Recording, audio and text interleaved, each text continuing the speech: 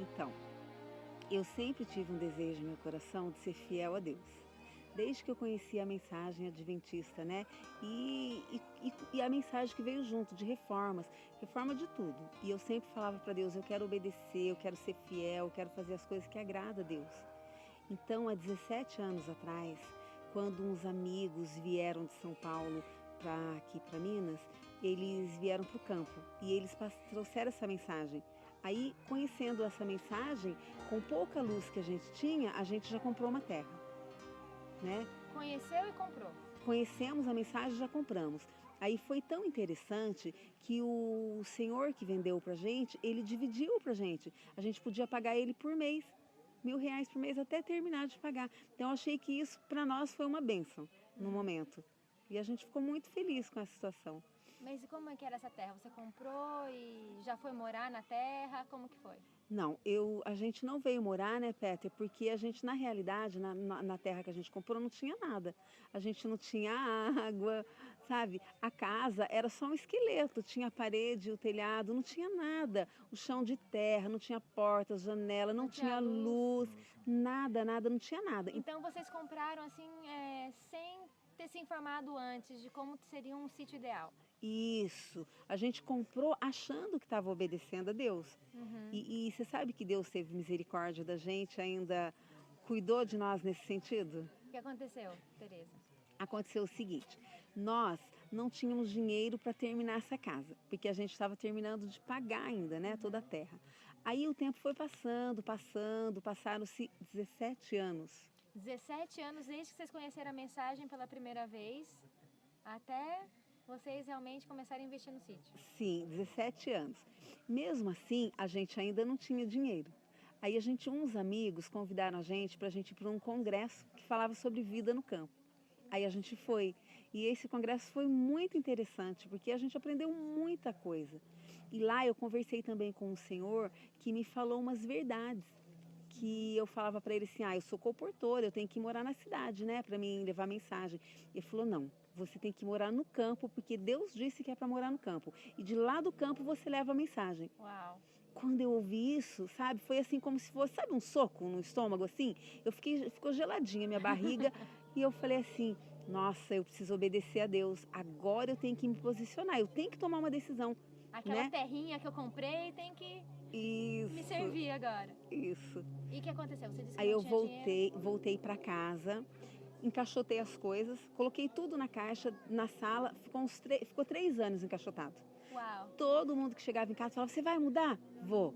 Eu não sei quando, mas Deus vai me tirar do centro da cidade e vai me levar para o campo. Você então fez a sua mudança pela fé? Fiz a mudança pela fé. 3 anos, Tereza? 3 anos as coisas encaixotadas. E eu comecei a orar a Deus. Orava fervorosamente, orava nas madrugadas, orava. Eu fiz um plano de orar 5 vezes por dia. O celularzinho desperta durante 5 vezes no dia para mim orar. E esse plano já permanece na minha vida por mais de 3 anos. Uau. Todos os dias Deus me dá a oportunidade de fazer isso, né? E essa oração.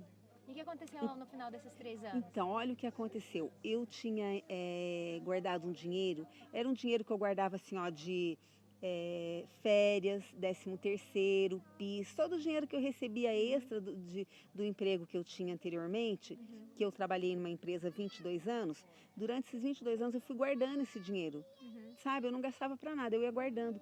E o filho do meu patrão ficava com esse dinheiro para ele, a juros, assim, tipo assim, deixa eu guardando dinheiro para você e pago os jurinhos para você. E ele ia pagando, daí esse dinheiro ficou com ele mais de 20 anos, né, amor? E ele falou assim, um dia eu te pago. Eu falei assim, eu vou te pagar, você pode ficar tranquila que um dia eu te pago. E eu fui deixando. E ele falou, você não conta pra ninguém. Daí eu nunca contei pra ninguém, né? Ai, Tereza. Aí orando. Aí quando foi há 1 ano e meio atrás, ele resolveu pagar a gente. Olha! Então, mas eu vejo isso como a mão poderosa de Deus. Foi Deus que tocou no Ele coração levou dele. quantos anos para pagar você? Mais de 20. Mais de 20 anos. É. Você emprestou um dinheiro para essa pessoa? Que eu e ia ele levou economizando. 20 anos para te pagar. É. E foi justamente no final dos 3 anos. No final dos 3 anos que eu tinha falado que Deus ia me trazer para o campo. Você tinha esse dinheiro como perdido?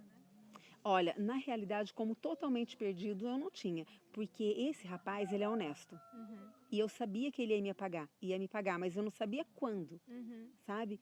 E daí eu comecei a orar a Deus, para Deus ajudar a gente. Daí Deus tocou no coração dele e ele falou assim, ó, eu vou pagar vocês. Todo mês eu te dou um pouquinho. Eu falei, tá ótimo. E todo mês ele começou a pagar a gente. E daí o que ele ia dando pra gente ia investindo aqui no sítio. E aí, como que você fez? Agora o sítio, como que tá o sítio de vocês hoje? Você Então, falou que mas não tinha luz, não tinha casa. E agora como que tá? pois é, mas isso que eu queria te contar. Aí a gente veio com esse dinheiro comprando material, pagamos pedreiro e a gente não tinha servente. Eu e meu esposo que trabalhávamos de servente, entendeu? Carregando pedra, tijolo, areia, carregar água no balde, Fazendo peneirar, massa. fazendo massa de concreto, carregando. A gente fazia tudo. O meu marido fez até paredes, né, amor? Fez Parte parede, elétrica, derrubou. hidráulica. Isso, tudo meu marido fez. Então a gente também colocou A mão na massa, isso, a gente literalmente. pediu para Deus e nós trabalhamos. E foi a maior bênção da nossa vida. Foi uma cooperação de Deus e o esforço humano. Amém, foi isso mesmo. Então hoje vocês estão no sítio. Estamos, depois de, quantos meses? 7 meses de trabalho intenso, a gente veio para cá. E muitos milagres foram acontecendo depois que a gente estava aqui. A gente viu as mãos de Deus. Olha, a cada dificuldade que aparecia no caminho, Deus trazia a solução. Mas ele só trazia a solução naquele momento. Uhum. Porque a gente não sabia fazer as coisas direito, né? Teve um momento que a gente ficou sem água totalmente. Tinha 16 pessoas na nossa casa, a gente estava sem água, né, amor? A gente começou a orar a Deus, né? O que a gente ia fazer? Deus orientou a gente para fazer um poço. Mas eu vi as mãos de Deus, por quê? Para você fazer um poço, se, por exemplo, pode acontecer o seguinte, de você cavar muitos metros e não encontrar água. Ou encontrar uma pedra ali, né, amor? Ou encontrar água e a água ser ruim. E Deus fez um milagre na nossa vida. Deus mostrou o lugar para cavar o poço, depois de muita oração. Ele cavou assim 5 metros. 5 metros. 5 metros já encontrou água e água Com 3,40 boa. encontrou Com água. 3 metros e 40 encontrou água. E agora cavou mais um pedacinho e a gente tem água e agora a gente pode receber muita gente na nossa casa. Então no Para a sítio glória de de vocês Deus. hoje tem luz, tem água, tem a casa. Tem luz, água, tem a Deus deu de casa. presente para vocês. Tudo isso Deus fez. E olha, a gente já plantou. Faz 9 meses que a gente está aqui no sítio e a gente já colheu 35 quilos de feijão, Uau. sem agrotóxico, né? Não é transgênico, a gente já está comendo coisas daqui.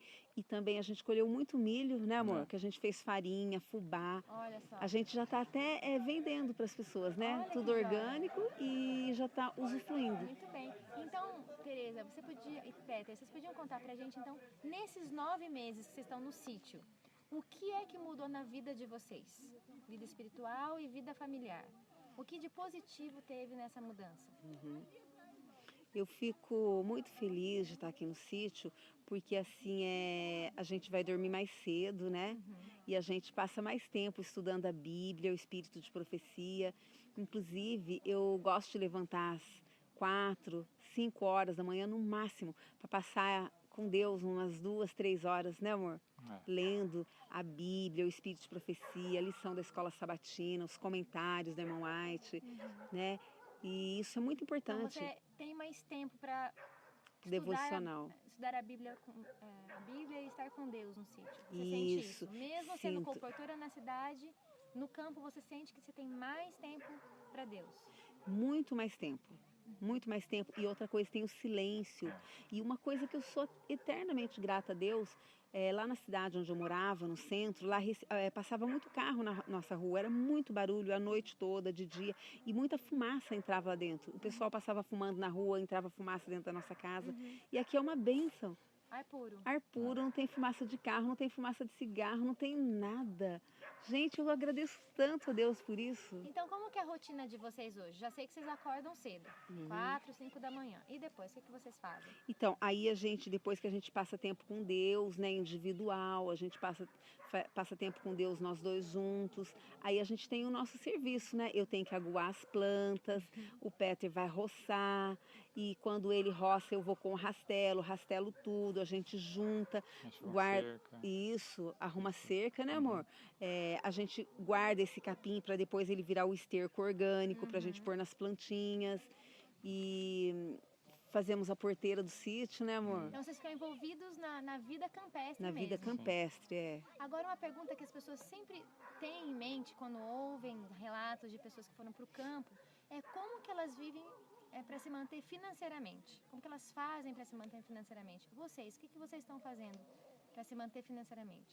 Então, no nosso caso, como a gente se mudou lá da cidade, nós temos uma casa lá no centro da cidade. Aí a gente alugou essa casa, certo? A nossa casa é de 2 andares, tem a parte de baixo e a parte de cima. A parte de baixo, essa casa nós fizemos e eu falei que essa casa não é minha, é de Deus. A parte de baixo sempre foi para doação. Tipo assim, todas as pessoas que moraram na parte de baixo nunca pagaram aluguel pra gente. Lá morou muito mais de 10 famílias. E hoje tem uma família morando lá, que é o meu irmão, né? Com o filho dele, continua morando lá. Isso a gente não cobra aluguel. Mas a parte de cima está alugada. Então a gente tem uma renda, né? Que é o aluguel. Que é o aluguel para a gente sobreviver. E no campo, vocês conseguem viver só com a renda do aluguel? Consegue, É possível? é possível. É possível sim, porque quando a gente está no campo, os gastos são menores. Né? Porque muitas coisas que a gente vê assim na cidade, que a gente tem vontade de comprar, compra até pelo impulso, pelo consumismo, no campo a gente não faz isso. Deus conscientiza a gente também, né? E a gente ouvindo a voz do Espírito Santo, a gente economiza. E a gente tem consciência pelo espírito de profecia que a gente lê, que a gente tem que usar o dinheiro com sabedoria, né? Para a glória de Deus. Só para aquilo que é necessário. Só porque é necessário. Tereza e Peter, outra coisa também que o pessoal sempre pergunta e sempre fica preocupado com a vida do campo é com relação à vida social. As pessoas têm muito medo de ir para o campo e ficar afastado, ninguém ficar excluído da sociedade. Aconteceu isso com vocês nesses 9 meses, de vocês ficarem sem ninguém visitar vocês? Como que está a vida social de vocês hoje? Pode responder. Aqui no campo a gente tem recebido mais visitas do que na cidade, né? É mesmo, Peter? Tá mais intensa então a vida social? E tem gente que liga, a gente tá indo aí, já recebemos várias famílias juntas, vem conversa com a gente, pergunta como é que tá indo. Então, vem para saber como é que vocês estão vivendo. Isso. Vem ver aqui, acompanhar, a gente vem mostrar o terreno. E eu fico feliz, sabe, Karina, porque as pessoas vêm e a maioria deles chega aqui e fala assim, nossa, que paz, né? Daí a gente fala, mas porque a gente ora muito para assim, que quando as pessoas chegarem no nosso lar, que eles sintam a presença de Deus, que eles sintam que realmente esse sítio tem a presença de Deus. Inclusive o nome que nós escolhemos para esse sítio, eu achei a coisa mais linda. Qual é? O nome é Sítio Maanaim. O que significa? Significa o acampamento de Deus. Ai, que lindo. Então é o lugar onde Deus gosta de estar constantemente. Que bênção. Então está escrito lá em Gênesis 32, versículo 2. Maanaim. Maanaim. Que legal. É o nome do nosso sítio. Agora a gente vai pôr a plaquinha lá. Então eu quero perguntar para vocês, diante de tudo que vocês me contaram, vocês se arrependem de ter vindo para o campo? Não. Não fariam tudo de novo? Sim. E faria antes ainda. Eu acho que a gente demorou muito, Demorou né, bastante, Pepe? muito. Não deixaria passar 17 anos, De Tereza? jeito nenhum, não. De jeito Teria nenhum. empacotado as coisas antes, né? Sim, com certeza, com certeza. E o que vocês teriam para falar? Um conselho, uma sugestão, uma palavra para pessoas que, como vocês, também moraram na cidade, né? Vocês moraram, as pessoas que ainda estão na cidade e gostariam de vir para o campo. O que vocês diriam para essas pessoas? Que têm esse desejo, mas ainda estão inseguras. Eu gostaria de falar assim, Primeiramente oração, né?